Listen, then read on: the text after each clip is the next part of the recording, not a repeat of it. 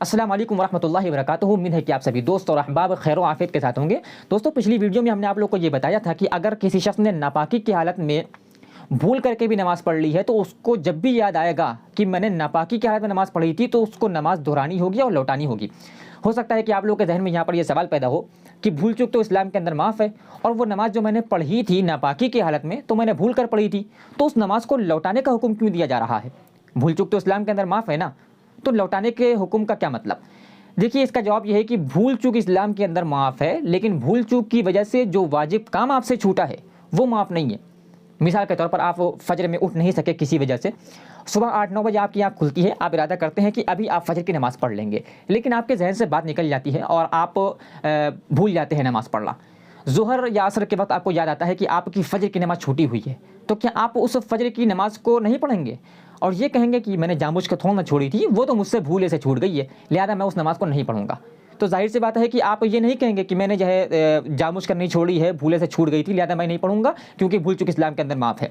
بلکہ جب بھی آپ کو یاد آئے گا کہ آپ کی فجر کی نماز چھوٹی ہوئی ہے تو آپ اس فجر کی نماز کو ادا کریں گے، اس لیے کہ فجر کی نماز یا کوئی بھی نماز آپ کے اوپر فرض ہے، اور جب تک آپ اس فرض کام کو ادا نہیں کر لیں گے آپ کے سر کے اوپر ایک فرض کام باقی رہے گا اور آپ کے اوپر یہ ذمہ باقی رہے گا کہ آپ اس کو ادا کریں، اور اگر آپ ادا نہیں کرتے ہیں، سرے سے چھوڑ دیتے ہیں، تو آپ سخت گناہگار ہوں گے۔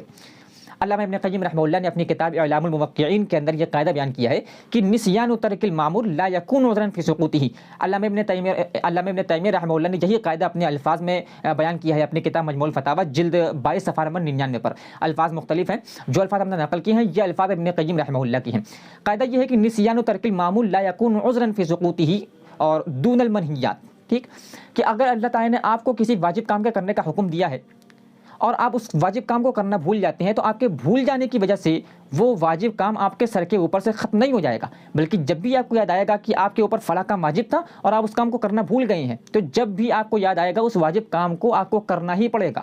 آپ کے بھول جانے کی وجہ سے وہ واجب کام آپ کے ذمے سے ختم نہیں ہوگا۔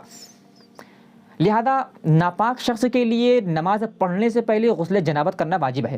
ناپاک شخص اگر کوئی ہے اور نماز پڑھنا چاہتا ہے تو اس کے اوپر واجب ہے کہ پہلے وہ طہارت اور پاکیزگی حاصل کر لے، غسل جنابت کرے۔ بس اگر کوئی شخص غسل جنابت کرنا بھول گیا نماز پڑھنے سے پہلے اور اس نے نماز پڑھ لی اسی حالت میں، تو جب بھی اس کو یاد آئے گا کہ اس کو غسل جنابت کرنا تھا تو اس کو کرنا پڑے گا، اس کے بھول جانے کی وجہ سے وہ ختم نہیں ہو جائے گا، اور اس کی وہ نماز جو اس نے ناپاکی کی حالت میں پڑھی تھی